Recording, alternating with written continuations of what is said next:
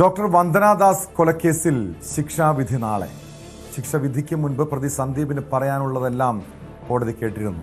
ചെയ്തത് എന്താണെന്ന് പോലും ഓർമ്മയില്ലെന്ന് പറഞ്ഞ് സന്ദീപ് ശിക്ഷാവിധിയിൽ ഇളവ് നൽകണമെന്നാണ് ആവശ്യപ്പെട്ടത്.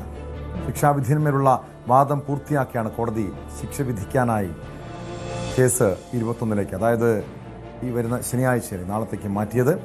പ്രതിക്ക് പരമാവധി ശിക്ഷ ലഭിക്കുമെന്ന പ്രതീക്ഷയിലാണ് വന്ദനയുടെ കുടുംബം. വിവരങ്ങളുമായി എസ് വിനീഷ് ചേരുന്നു കൊല്ലത്ത് നിന്ന്. വിനീഷ്, പ്രോസിക്യൂഷനും വന്ദനയുടെ കുടുംബവും പ്രതിക്ക് പരമാവധി ശിക്ഷ വിധിക്കണം എന്നാഗ്രഹിക്കുന്നുണ്ട്, പ്രതീക്ഷിക്കുന്നുണ്ട്. കാരണം അപൂർവങ്ങളിൽ അപൂർവമായ കേസാണ്, സമാനതകളില്ലാത്ത കേസാണ്.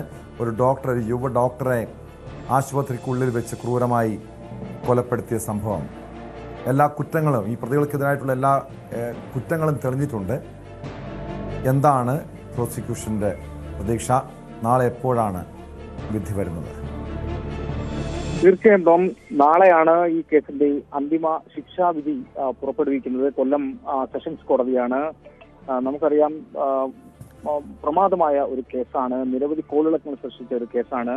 നിലവിൽ ഈ കേസിൽ പോലീസ് ചുമത്തിയ കുറ്റങ്ങളെല്ലാം തന്നെ പ്രോസിക്യൂഷന് കോടതിയിൽ തെളിയിക്കാൻ സാധിച്ചു എന്നുള്ള വലിയൊരു പ്രത്യേകതയുണ്ട്. കൊലപാതകം, വധശ്രമം, സ്ത്രീകൾക്കെതിരെയുള്ള അതിക്രമം ഉൾപ്പെടെയുള്ള കുറ്റങ്ങൾ ആദ്യം തന്നെ ചുമത്തിയത്, ഇതെല്ലാം തന്നെ തെളിയിക്കാൻ സാധിച്ചു. അതുപോലെ തന്നെ ഡ്യൂട്ടിയിൽ ഉണ്ടായിരുന്ന മറ്റ് ഡോക്ടർമാരുടെ ജോലി തടസ്സപ്പെടുത്തിയത് അടക്കം ഡോക്ടർമാരെ, അതുപോലെ തന്നെ പോലീസ് ഉദ്യോഗസ്ഥർ, ഈ തരത്തിലുള്ള വകുപ്പുകളെല്ലാം തന്നെ കൃത്യമായി തെളിയിക്കാൻ സാധിച്ചു. അപ്പോൾ നിലവിൽ പരമാവധി ശിക്ഷ ഈ പ്രതിക്ക് നൽകണം എന്ന് തന്നെയാണ് പ്രോസിക്യൂഷൻ കോടതിയിൽ ആവശ്യപ്പെട്ടിരിക്കുന്നത്. നമുക്ക് ഇതിന്റെ ഈ കേസിന്റെ നാൾ വഴികളിലേക്ക് പെട്ടെന്ന് പോയാൽ 2023 മെയ് 10-നാണ് ഡോക്ടർ വന്ദനദാസ് കൊല്ലപ്പെടുന്നത്. മെയ് 12-ന് തന്നെ കേസ് പ്രത്യേക അന്വേഷണ സംഘം ഏറ്റെടുത്തിരുന്നു. അത് തുടർന്ന് വിശദമായ അന്വേഷണം നടന്നു വരുന്നുണ്ട്. ഒടുവിൽ ഓഗസ്റ്റ് 1-നാണ് ഇതിന്റെ കുറ്റപത്രം സമർപ്പിച്ചത്. 1000 പേജ് അടങ്ങുന്ന കുറ്റപത്രമായിരുന്നു.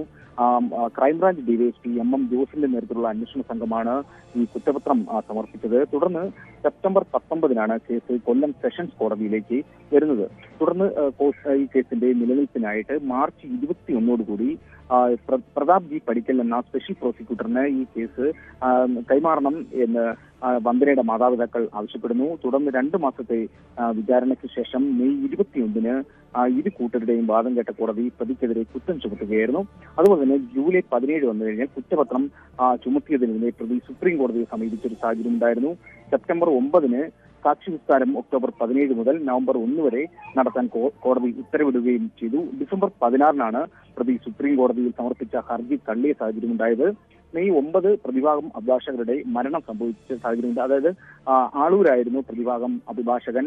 ആളൂരിന്റെ ഒരു സഹായി മനു കൊല്ലത്ത് ഒരു വീട്ടിൽ ആത്മഹത്യ ചെയ്ത സംഭവങ്ങളൊക്കെ ഉണ്ടായി. നമ്മൾ ആ സമയത്ത് അതെല്ലാം വാർത്തയിൽ ചെയ്തതാണ് ടോം. അപ്പോ ഓഗസ്റ്റ് 13-നാണ് പ്രതിഭാഗം മറ്റൊരു അഭിഭാഷകനെ നിയോഗിക്കുകയും സാക്ഷി വിസ്താരങ്ങളെല്ലാം തന്നെ പുനരാരംഭിക്കുകയൊക്കെ ചെയ്തത്. തുടർന്ന് 2026 ഫെബ്രുവരി 6 വന്നപ്പോൾ പ്രോസിക്യൂഷൻ സാക്ഷി വിസ്താരം പൂർത്തിയാക്കിയ സാഹചര്യമായി. ഫെബ്രുവരി 28-ന് പ്രതിഭാഗം സാക്ഷി വിസ്താരം പൂർത്തിയാക്കുന്നു. തുടർന്ന് മാർച്ച് 2-നാണ് കേസിന്റെ അന്തിമവാദം ആരംഭിക്കുന്നത്. മാർച്ച് 7 കേസിന്റെ വാദം പൂർത്തിയാകുന്നു. മാർച്ച് 17-നോടുകൂടി പ്രതി സന്ദീപ് കുറ്റക്കാരനായിട്ട് കോടതി കണ്ടെത്തുകയും ചെയ്തു. ഇതാണ് കേസിന്റെ ഒരു നാൾ വഴി. ഇപ്പോൾ ഈ കേസിന്റെ അന്തിമ ശിക്ഷാവിധിക്കായിട്ട് നാളെ കോടതി പുറപ്പെടുത്തുകയും എന്ന് തന്നെയാണ് അറിയുന്നത്. യെസ്, വ്യക്തമാണ്. എസ് വിനീഷാണ് വിവരങ്ങൾ നൽകിയത്. എന്തായാലും കേരളം കഴിഞ്ഞ 2-2.5 വർഷത്തിലധികമായി കാത്തിരിക്കുന്ന ദിവസമാണിത്. ഈ കൊടും കുറ്റവാളിക്ക് തൂക്കുകയർ വിധിക്കണമെന്ന് മലയാളികൾ ഒന്നടങ്കം ആഗ്രഹിക്കുന്നുണ്ട്. കാരണം ഇനി ഒരു മാതാപിതാക്കളുടെയും കണ്ണീർ വീഴാൻ പാടില്ല. ഇതുപോലെ ഒരു ഡോക്ടറും ഒരു ആരോഗ്യ പ്രവർത്തകരും ആശുപത്രിക്കുള്ളിൽ കൊല ചെയ്യപ്പെടാൻ പാടില്ല.